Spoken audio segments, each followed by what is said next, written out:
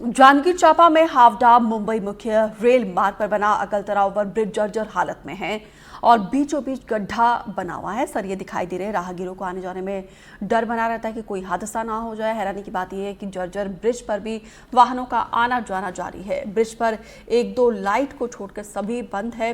राष्ट्रीय राजमार्ग 49 और भारतमाला हाईवे प्रोजेक्ट को जोड़ने वाले इस ब्रिज पर वीआईपी मूवमेंट भी होती है। साथ ही इंडस्ट्रियल कॉरिडोर हो जाने के चलते बड़े वाहन भी इस ब्रिज से गुजरते हैं।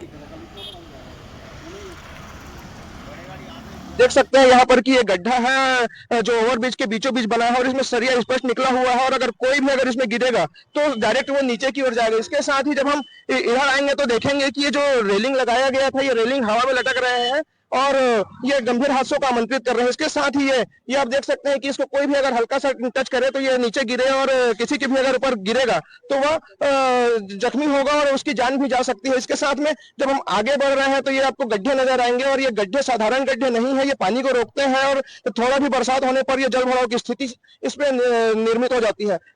राष्ट्रीय राजमार्ग 49 और भारतमाला प्रोजेक्ट को जोड़ने वाला यह जो ब्रिज है ये काफी महत्वपूर्ण है और इसमें वीआईपी मूवमेंट भी काफी ज्यादा देखने को मिलती है। जो जर्जर स्थिति है इसके बारे में बताएंगे। जो अब ये पुल तो जिस दिन से बना है उस दिन से ही ये विवाद में रहा है। जिस दिन से निर्माण इसका स्टार्ट हुआ था, निर्माण से लेकर के आज तक इस पुल का पुराना विवाद से ही संबंध रहा है और कुल मिलाकर के जो पूरा का पूरा पुल है भ्रष्टाचार की भेंट चढ़ चुका है।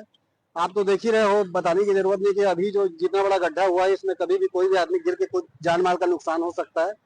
और ये जो ब्रिज है इंडस्ट्रियल कॉरिडोर जो है भारतमाला प्रोजेक्ट से लेकर के जो नेशनल हाईवे को ज्वाइन करता है और अगर मान लो अगर ये पुल आज गिर जाएगा तो कोई अल्टरनेट ऐसा दूसरा रास्ता भी नहीं है कि इधर के नागरिक जो है उस पर जा सके। कुल मिलाकर के ये जो भ्रष्टाचार की भेंट चढ़ा हुआ पुल है ये दिखाता है कि सरकार की नीयत क्या है और नीति क्या है। हमारे साथ में कुछ और लोग हैं जो आंदोलन किए थे इसके पूर्व जब ये जर्जर हुआ था। उसके बारे में जानेंगे कि क्या इनका आंदोलन रहा है और किस तरीके से इन्होंने आवाज उठाई थी और वर्तमान स्थिति के बारे में। जिस समय इस पुल का निर्माण हुआ उस समय भाजपा की सरकार थी और रमन सिंह जी की सरकार थी। उन्होंने खुद स्वीकार किया था कि 30% जो प्रदेश में जो 30% का खेल चल रहा था तो जो कमीशन और जो सरकार और उनके जो ठेकेदार थे 30% में काम लाओ और काम करो तो 30% जो ठेकेदार अगर कमीशन देगा तो इसी तरह का काम होगा। तो हम लोग जो उस समय के मंत्री थे पीडब्ल्यूडी मंत्री राजेश मूणत उनके इस उद्घाटन जो करने आए थे उसका हम बेशरम फूल के द्वारा उनका स्वागत किए थे और उन्होंने वहां पर शास्त्री चौक में जो उनका कार्यक्रम चल रहा था तो वे बोले थे उन्हीं की वे जिम्मेदारी लिए थे इस सेतु निगम के ओवरब्रिज का। फिर इसका निर्माण हुआ, कई बार इसमें पैसे लगाए गए हैं। अभी कुछ दिन पूर्व कुछ महीने पूर्व ही इसमें लगभग 50 लाख का डामर चढ़ा दिया गया और ऐसी लगातार इसमें खर्च किए जाते हैं। शासन के पूरे शासन और जो लोग यहाँ पर टैक्स के पैसे दे रहे हैं उसका पूरा बंदर बाट का खेल यहाँ पर चल रहा है। मेरा निवेदन है कि जल्द से जल्द इस पुल को फिर से सुव्यवस्थित बनाया जाए।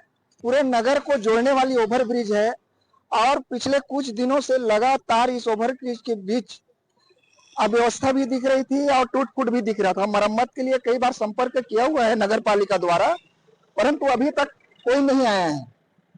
और देखते ही देखते अभी ओवरब्रिज के बीच में एक बहुत बड़ा छेद हो गया है। कभी भी उसमें गाड़ी जाकर फंस सकती है, नीचे गिर सकती है, बड़ा हादसा को आमंत्रित दे रही है। तो प्रशासन से हम ये निवेदन करते हैं कि जितना जल्दी हो सके इसको तत्काल रिपेयर कराया जाए, क्योंकि अगर नहीं कराती है तो पूरा कल तरह की जनता नगर पालिका फिर सड़क पर आके आंदोलन करेगी। नहीं तो इसको संज्ञान में लीजिए और इसको तत्काल रिपेयर कराया जाए, यही कहना चाहूंगा। आज आप लोग देख रहे हैं यहाँ पर हैं